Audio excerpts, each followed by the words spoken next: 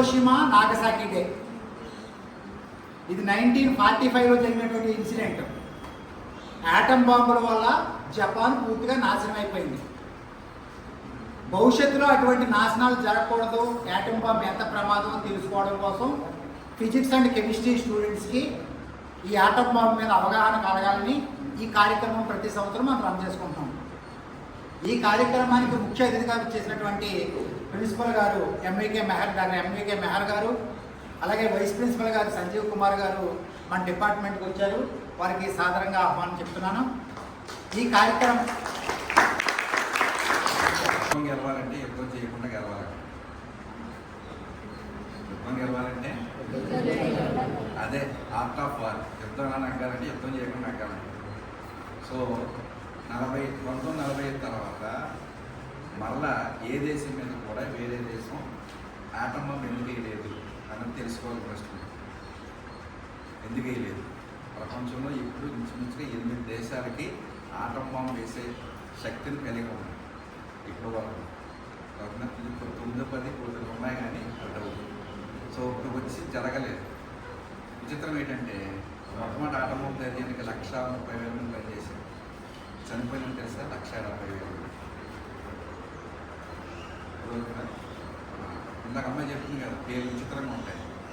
Little man, తర్వాత little boy, విచిత్రమైన పేర్లు. కానీ మనిషిని చాలా వరకు విచిత్రంగా ఏంటంటే అమ్మాయి చెప్పిన క్యోటో అనేది జపాన్ యొక్క సాంస్కృతికం అంతా కూడా క్యోటోలో కేంద్రీకరించారు.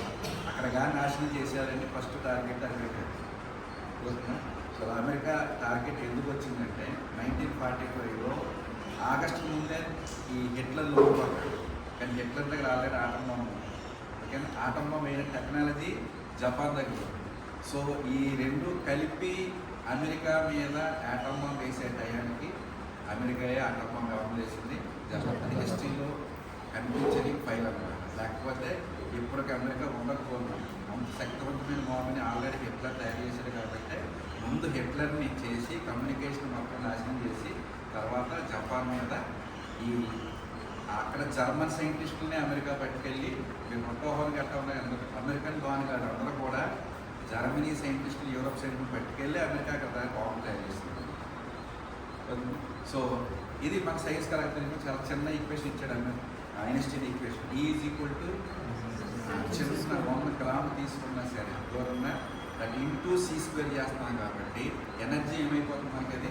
అది ఇంతగా అమ్మాయి పదం వాడింది. 35 కేజీలు బాంబుతోటి 170,000 మీకు ఐడియా రావాలి. రోజున ఎంత కేజీ వాడి ఉండగలరు? Because that particular equation okay small amount కనిపించండి. సో విచిత్రం ఏంటంటే మనిషి యాటమ్ స్ప్లిట్ చేసాడు. అవుతుందా? మనుషులు కలుపుకోలేకపోతున్నాయి. దేశాలు ఏమవుతున్నాయి? ఇరాన్, ఇజ్రాయెల్, అమెరికా ఏమవుతున్నాయి? అందులో మనుషులే కదా కొట్టుకుంటున్నారు. But you can split the atom, but you can not unite with our hearts అన్నమాట. So that is the day. మనకి హిరోషిమా నాగసాకిలో తెలుస్తుంది ఏంటంటే మన గొప్ప విషయం ఇది. యాటమ్ స్ప్లిట్ చేసి ఎనర్జీ తీసుకోవడం వల్లది. న్యూక్లియర్ వెపన్స్ కనుక వాడినట్టయితే ఏ విధంగా విధ్వంసం సృష్టించవచ్చు, ఎంతమంది చనిపోతారో, జీవితాలు ఎంత దానివల్ల ప్రాణి ఎట్లా అస్తవ్యస్తం అవుతుందో చెప్పే చారిత్రాత్మక జ్ఞానం. అందుకని హిరోషిమా డే నాగసాకి జరుగుతుంది. అంటే ఎనర్జీ ఎన్ని రకాలు? ఎన్ని రకాల ఎనర్జీ చెప్పండి. ఎన్ని రకాలు? Wind energy, solar energy, heat energy, ఇలా రకరకాల. న్యూక్లియర్ ఎనర్జీ కూడా ఎనర్జీ కదా. న్యూక్లియర్ ఎనర్జీ ప్రత్యేకత ఏంటి? ఖర్చుతో మనిషిని పూజించవచ్చు, అన్ని ఖర్చుతో ఆపరేషన్ చేసి బతికించవచ్చు. అలాగే న్యూక్లియర్ ఎనర్జీ కూడా విధ్వంసానికి వాడచ్చు, పీస్ఫుల్లో కూడా వాడచ్చు. ఇది నాగసాకి ఇందాక ఆల్రెడీ చాలామంది స్పీకర్స్ మాట్లాడారు. ఆ దినానికి ప్రత్యేకమైన ఏంటి, దాని వెనకాల ఉన్న హిస్టరీ, చారిత్రాత్మక ఏంటి అనేసి అందరూ చూస్తారు. అక్కడ 1947 మొదటి వరల్డ్ వార్ జరిగింది. తర్వాత రెండవ వరల్డ్ వార్ 1945లో స్టార్ట్ అయింది. అక్కడ 2 గ్రూపులు కూడా తెలుసు కదా. ఎప్పుడు కూడా 42 ప్రపంచం అమెరికా, రష్యా ఎప్పుడు పడవు. ఈ ఇద్దరు సంబంధం ఆధిపత్యం కూడా అడుగుతూ ఉంటుంటారు, అంతే కదా. ఇద్దరు ఇక్కడ సహజంగా ఉంటుంది. అలాగే అమెరికా గ్రూప్ ఉన్నది, తర్వాత జర్మనీ జపాన్ వైపులో ఉన్న ఒక గ్రూప్ ఉంటుంది. ఈ రెండు కూడా రెండవ ప్రపంచ యుద్ధంలో అప్పుడే మన హిస్టరీ ఇన్స్టిట్యూట్ అంటే చెప్పారు. ఈ డిక్టేటర్ హిట్లర్ ఎవరైతే ఉన్నారో చనిపోవడం ఆత్మహత్య చేసుకున్నాడు. తర్వాత ఏమో జర్మనీ లొంగిపోయింది, జపాన్ మాత్రం ఇంకా లొంగలేదు. ఇంకా అమెరికా మీద తిరగబడడానికి యుద్ధం చేస్తూ ఉన్నారు. అయితే అమెరికా వాళ్ళు ఏం చేస్తే లొంగిపోమని చెప్పారు. లొంగిపోమంటే జపాన్ లొంగలేదు. అప్పుడు దీనికి సరైన గుణపాఠం చెప్పాలని అప్పుడే న్యూక్లియర్ వెపన్స్ స్టార్ట్ చేయడం జరిగింది. న్యూక్లియర్ వెపన్స్లో ఐన్స్టీన్ అంటారు కానీ ఐన్స్టీన్ ఈక్వేషన్ వాడారు కానీ ఐన్స్టీన్కి మాత్రం సంబంధం లేదు. అమెరికా అక్కడ జర్మనీ నుంచిన ఆరు మేధావులు వీళ్ళందరితో ఏర్పడే ఐన్స్టీన్ చేసిన ఫార్ములా దానికి అనుగుణంగా దాన్ని బేస్ చేసుకుని న్యూక్లియర్ వెపన్ చేసి ఆల్రెడీ దీని యొక్క చరిత్ర ఏంటనేది మీకు తెలుసు. లిటిల్ బాయ్ ఫ్యాట్ బాయ్ మొదటిదేమో చిన్నదే ముందు ఒక నమూనా చేశారు. అందులో సుమారు ఒక 70,000 మంది నుంచి 1,00,000 మంది అత్యధికంగా చనిపోవడానికి శతగాత్రులలో.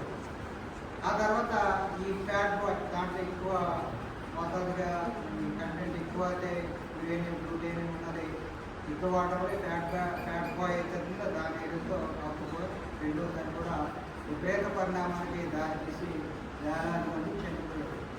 ఎంత దారుణమైన దుర్భరమైన జీవితాన్ని అనుభవించారంటే ఇది చెప్పడం దీని వెనకాల ఏ సూత్రం పనిచేస్తుంది లేకపోతే ఎలా తయారు చేసి అనేది కాదు. అది అందరూ ఫిజిక్స్ మనం ఈజీగా గ్రాస్పింగ్ చేస్తాం, మిగతా వాళ్ళు తెలుసుకుంటారు. ఇది చారిత్రాత్మక దుష్పరిణామాలు ఏంటి అనేది తెలియజేయడమే ఈరోజు ఈ అబ్జర్వింగ్ ఏదైతే జరుపుకుంటున్నామో దాని యొక్క ముఖ్య ఉద్దేశం అన్నమాట. అక్కడ రేడియేషన్ ఏదైతే ఉందో shock wave radiation heat waves అంటే కొన్ని వేల డిగ్రీల centigrade more than thousands of degree centigrade heat produce అవ్వడం, క్యాన్సర్ గురవి మనం ఇంతకుముందు ఒక 10 ఏళ్ళ కింద 15 ఏళ్ళ కింద కూడా నేను న్యూస్లో చదివాను. ఏంటంటే రెండో ప్రపంచ యుద్ధం బాధితులు ఇలాగా క్షతగాత్రులయ్యి క్యాన్సర్ అనుభవించి లేదా కాలు పడిపోయో చెయ్యి పడిపోయో మరణించిన వ్యక్తి అనేసి పేపర్లో చూస్తున్నారు. గోపాల్ దగ్గర ఎలా చూసారు విద్యార్థి గోపాల్ వేసుకో ఏ రకంగా లీగ్గా చనిపోయారు ఇది కూడా దానికి సంబంధించిన బాధితులు ఇప్పుడు కూడా దాని బాధని అనుభవిస్తున్నారు. అదేవిధంగా ఆ ఘటన నుంచి చాలామంది కొన్ని సంవత్సరాల పాటు రోగస్తులయ్యి పాలు వీరుకోవడము లేకపోతే గుడ్డు వాళ్ళు అవి కూడా చనిపోవడం జరిగింది. అందుకని తర్వాత ఏమవుతుందంటే అందరూ కలిపి ప్రపంచ దేశాలు ముఖ్యంగా యునైటెడ్ నేషన్ ఆర్గనైజేషన్ రంగంలోకి ఈ న్యూక్లియర్ ఎనర్జీని దీనికి ఎంత పవర్ ఉంది కదా శాంతియుత ప్రయోజనాలకి వాడుకోవడం ఎలాగైనా తయారు చేసి ఈ గ్రీన్ ఎనర్జీగా వైపు దారి తీసిందని యుఎన్లో వచ్చి న్యూక్లియర్ ఎనర్జీని కట్టుబాటు చేయాలి అనే ఒక అంతర్జాతీయ ఒప్పందం కూడా జరిగింది. అంతర్జాతీయ ఒప్పందాలు ఎన్ని జరిగినా కూడా ఈ న్యూక్లియర్ వెపన్స్ అనేసి దీన్ని వాడుకోవడానికి న్యూక్లియర్ వెపన్స్ యురేనియం ప్లూటోనియం 239 235 ఏదైతే ఉందో న్యూక్లియర్ ప్రెజర్ బేస్ చేసుకుని ఆ న్యూక్లియర్ వెపన్స్ని అత్యధికంగా తయారు చేయడం, అది ఏదైతే షరతులు ఉన్నాయో దానికి వ్యతిరేకంగా